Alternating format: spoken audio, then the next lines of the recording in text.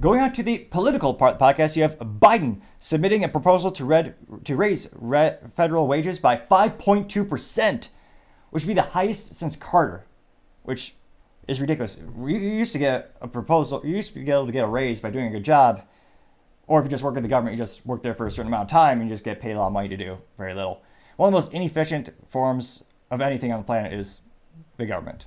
Now, this is a quote. I was about to say it's a quote from Biden. More likely, it's a quote from Karine Jean-Pierre, the press secretary. I say that partially as a joke, partially serious, because she's gotten caught multiple times tweeting, and it was actually supposed to be Biden. So she tweeted something where she said, "I fixed the economy, I did all this," and it's like, oh yeah, you done messed up, as some might say. So realistically, let's say this is from Karine Jean-Pierre saying, quote, "Specifically, I have determined that for 2024, the across-the-board pay raises will be 4.7%, and locally pay increases will average 0.5%, resulting in an overall increase of 5.2% for all federal employees, consistent with the assumption of my 2024 budget." Now, this is apparently in letters that apparently Biden wrote to Kevin McCarthy as well as the VP Kamala Harris. Now, if this isn't blocked or altered by Congress through the appropriations process, the pay raise would be the largest since 1981, when President Jimmy Carter authorized a 9.1% raise during the period of high inflation. Jesus. 9.1%? Great way to cause more inflation, too. Now, this is actually coming after the White House press secretary. They're all telling us inflation isn't a thing. Don't worry about it. It's not that bad. And yet, why do you want this huge raise? Again, for what merit? Merit used to be a beautiful thing in America, where people get paid based on what they actually created or did.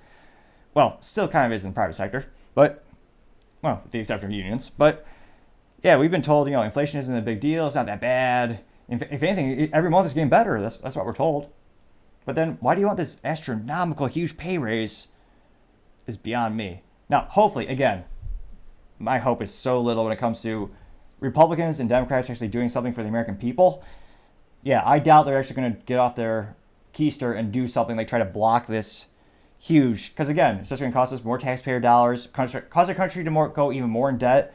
I mean, the United States is so fiscally irresponsible, you almost can't make it up. And Republicans do the same thing. When they're in office, they spend a lot. Democrats, they spend even more.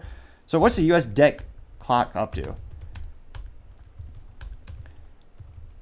And it's also because most of them don't have spines or backbones.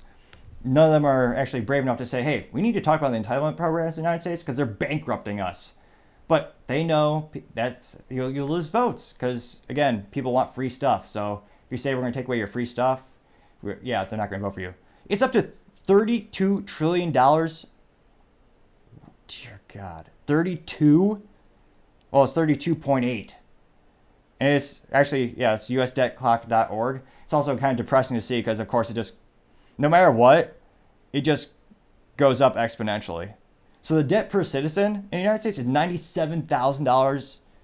Oh, $97,839. Jesus. The debt per taxpayer, because again, that includes kids, $253,669. Ridiculous. Well, give me a politician to actually attack this issue. Do we need, again, the statistics are against it, but do we need a libertarian candidate? Like, let me know in the comments, is this concerning to anyone? Because eventually the bill will come due. The levee will break, so to say.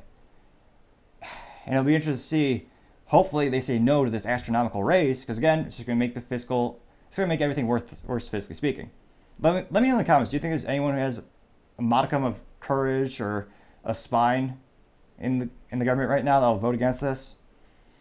Let me know what you think, but I would say, according to the Magic 8 Ball, which many would say is just as intelligent as certain political leaders, I say that because the Magic 8 Ball is inanimate and it's just kind of random. Yeah, the metaphor's there. It would probably say Outlook is not so good. Thank you, everyone, for taking the time to tune in again. Again, we're trying to get to 3,000 subscribers by the end of September. Actually, 4,000 if we really swing it.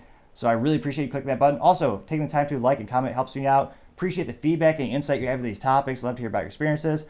Also, and lastly, don't forget to tell your family, tell your friends, tell your coworkers, heck, tell your enemies, tell anyone and everyone. Just stay safe and fight the good fight.